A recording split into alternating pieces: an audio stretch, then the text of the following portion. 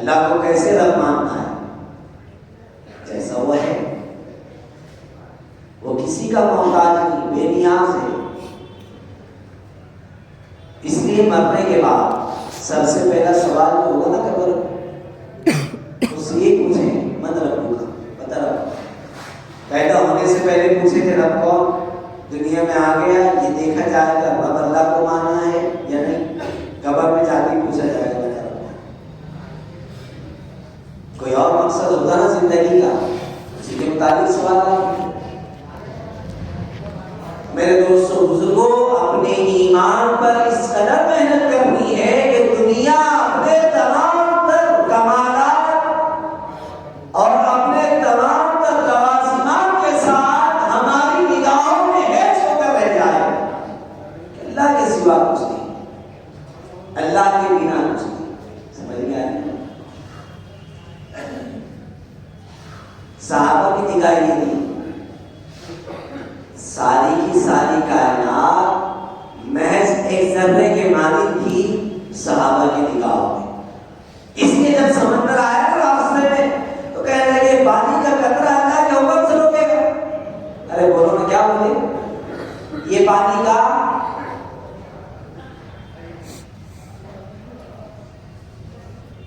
کیا کیا حیثیت تھی کائنات کی؟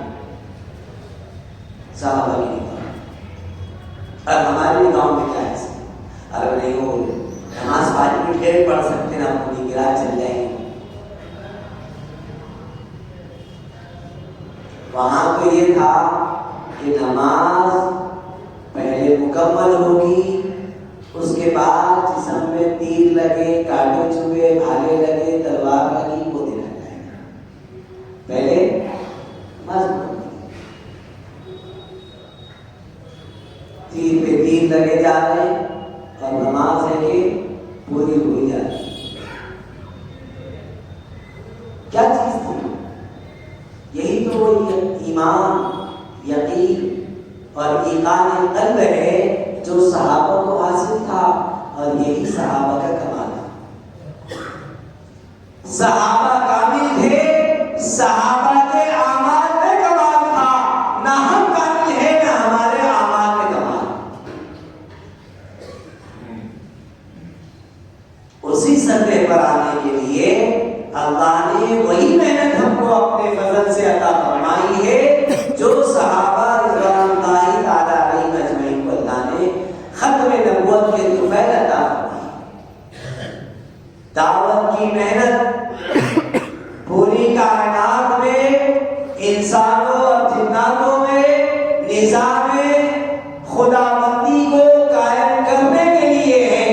دعوت کا نظام صرف نماز سیکھ لینا، کلمہ سیکھ لینا، چند موٹے موٹے دین کے شعبوں کو اختیار کر لینے کے واسطے دعوت نہیں ہے۔ نظام دعوت نظام دین کو غالب کرنے کے لیے ہے۔ کسی کو یقین ہو یا یقین نہ ہو، کسی کا دل مانتا ہو یا دل نہ مانتا ہو، حقیقت یہی ہے کہ پورے عالم میں دینی نظام غالب آئے گا اس وقت میں جب تک امت دعوت والے نظام کو اختیار نہیں کرے۔ اگر اس کے علاوہ کوئی نظام ہے تو بتاؤ، صحابہ سے بتا دو، نبی پاک صلی اللہ علیہ وسلم کی حیات سے بتا دو، کوئی عمل خدا کی قسم نہیں۔